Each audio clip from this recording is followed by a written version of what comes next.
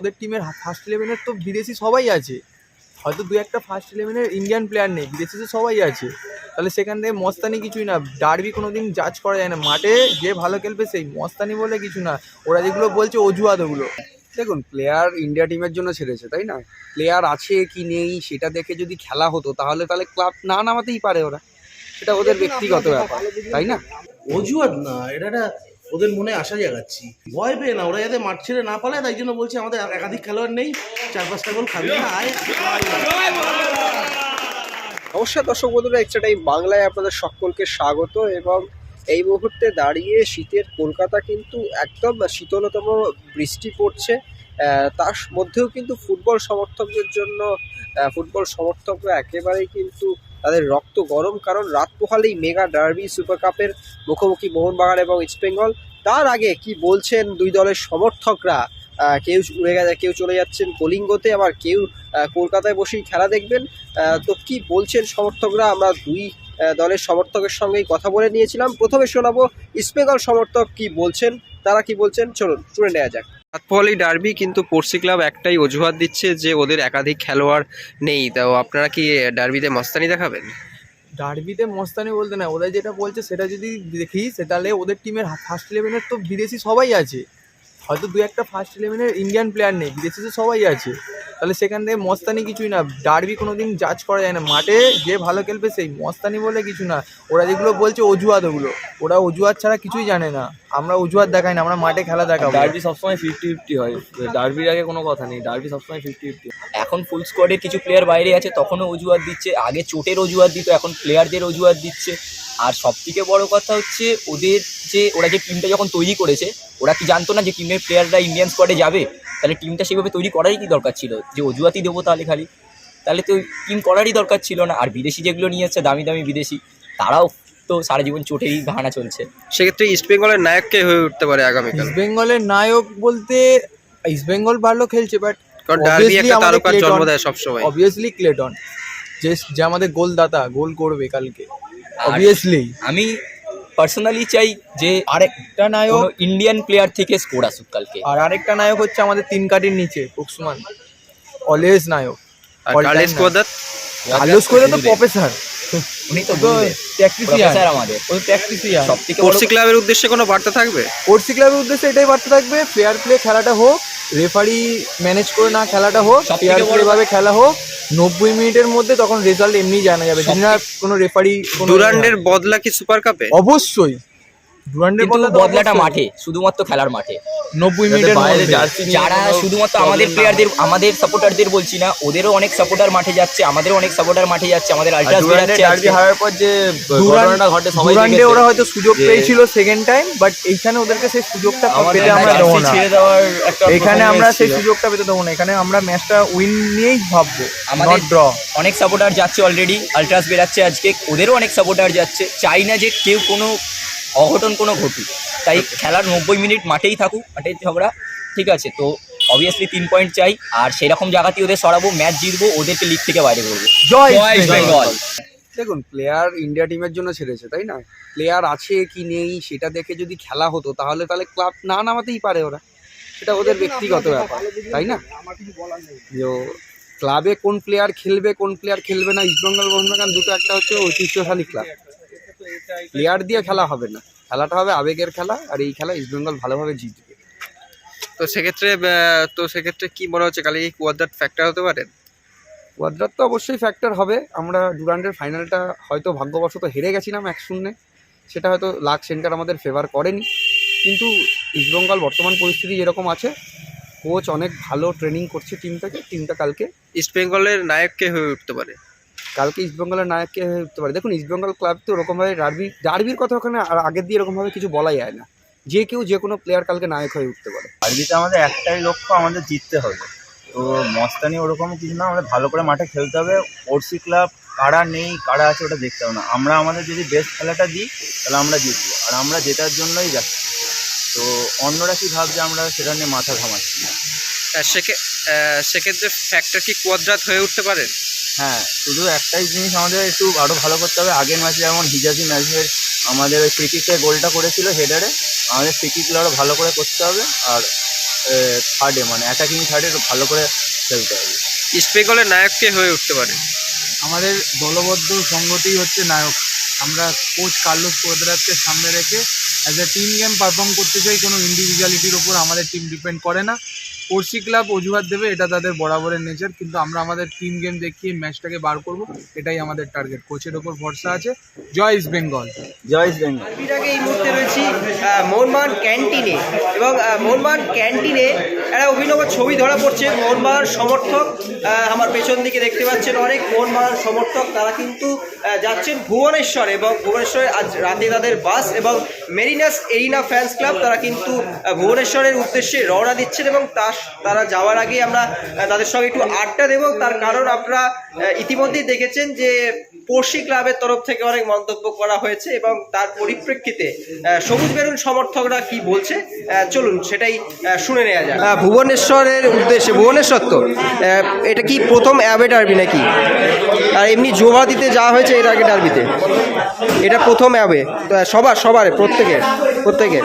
তো প্রতিপক্ষের দিক থেকে তো অনেক রকম পাল্টা চাপানোত্তর আসছে।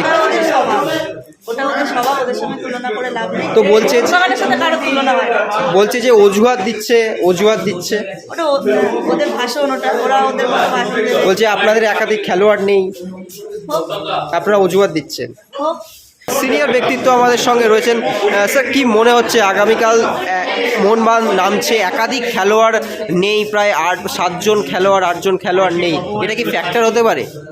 দেখুন, আমি অনেস্টলি স্পিকিং খুব একটা যে বেশি ফলো করছি তা নয়, তবে এই ধরনের ক্ষেত্রে কে আছে না আছে ইম্পর্টেন্ট নয়, কারণ এই ধরনের ম্যাচে ওই দিন তাদের মেন্টাল সেট আপ তুঙ্গে থাকবে, তারাই জিতবে।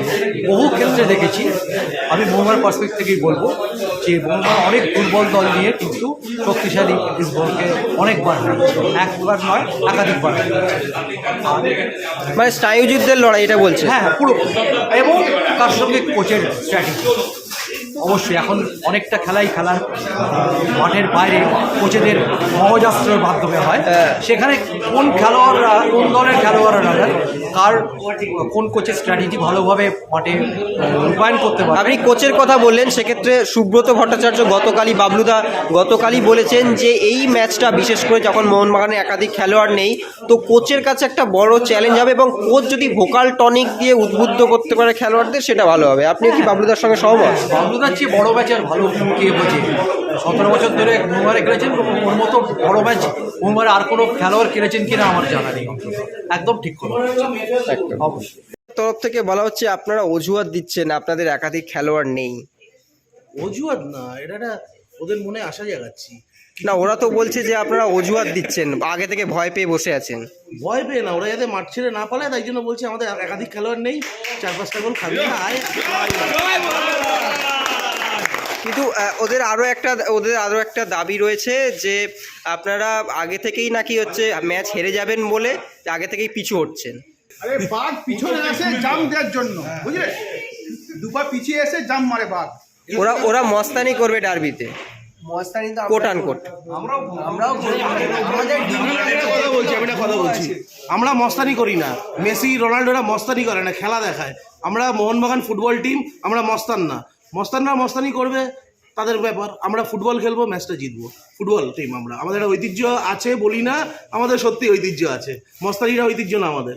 দাবি করা হচ্ছে পরিসংখ্যানের দিক থেকে ওরাই এগিয়ে।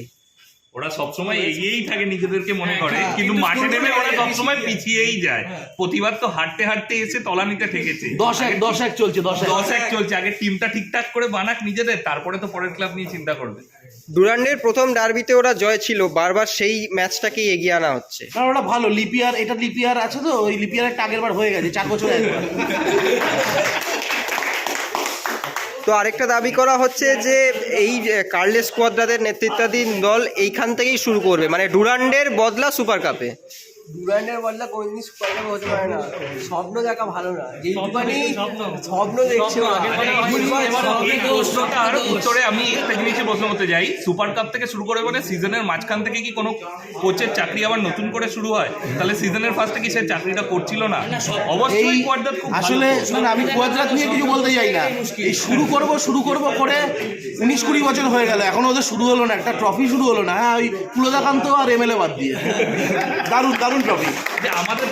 আমার তরফ থেকে পার্সোনালি ইস্ট বেঙ্গল সাপোর্টার থেকে যে এবারে এমএলএ কাপটা খেলতে যাবে তো মধ্যমগ্রামে ইস্ট বেঙ্গল ক্লাব, এই আমাদের সমর্থন থাকবে, আমাদের সমর্থন থাকবে, অলওয়েজ থাকবে। আপনার লাল হলুদ সমর্থকদের জন্য কোনো বার্তা থাকবে? সুপার কাপ ছেড়ে এমএলএ কাপ খেলতে যাবে না, একটা বার্তা থাকবে লালুর সমর্থকদের জন্য, একটা বার্তা থাকবে।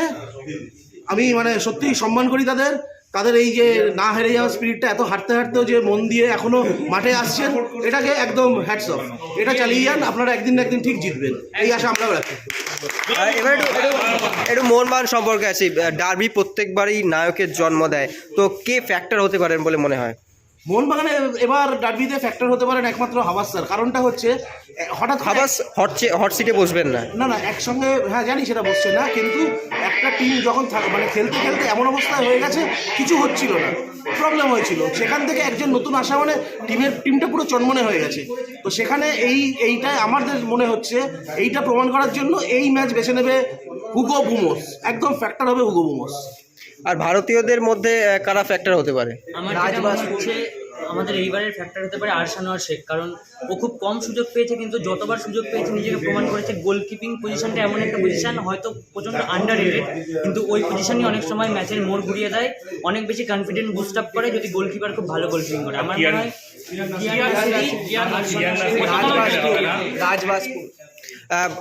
একটা টুর্নামেন্টের মাঝেই হঠাৎ করে কোচ সরে যাওয়া, এটা কি তারপরে ক্লিফোর্ড মিরান্ডাকে নিয়ে আসা সুপার কাপের জন্য, তো এটা কি কোথাও একটা দলের জন্য একটা পিছু হটার কারণ হতে পারে? একদমই না, এটা অ্যাডভান্টেজ।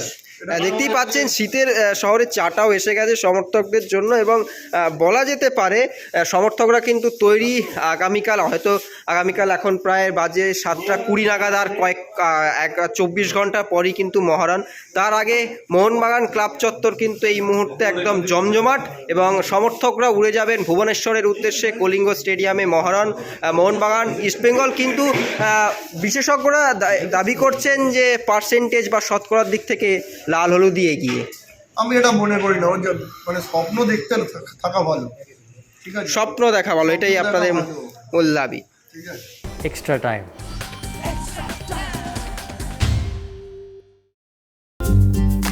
লেটেস্ট নিউজ আর এক্সক্লুসিভ ভিডিওর সঙ্গে আপডেট থাকতে এখনই সাবস্ক্রাইব করুন আমাদের ইউটিউব চ্যানেল। বেল আইকনে ক্লিক করতে ভুলবেন না যেন।